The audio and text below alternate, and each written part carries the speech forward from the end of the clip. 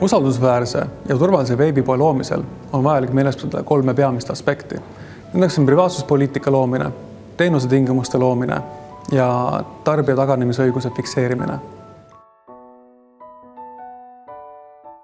Privaatsuspoliitika raames määratakse ära füüsilisest isikust kliendi või kasutaja isikuandmete töötlemine.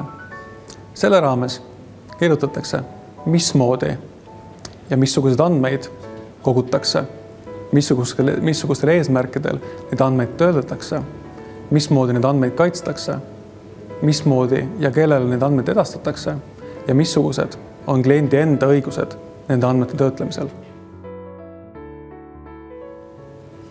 Teenuse tingimuste raames on vaja anda teavet selle kohta, missugune on teatud toode või teenus, mismoodi on võimalik seda teenust või toodet tellida, mismoodi käib selle ostu vormistamine, kuidas käib kauba kättesaamine ja kuidas on võimalik selle kauba osas esitada pretensioone, kui kaup ei vasta nõutud tingimustele.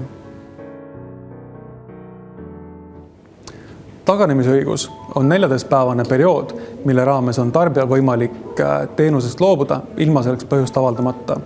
Kui tarbija otsustab taganemisõigust kasutada, siis tuleb tal kaup tagastada ja kaupmehe ülesandeks jääb kauba eest tasutud tasu tagastada kliendile endale.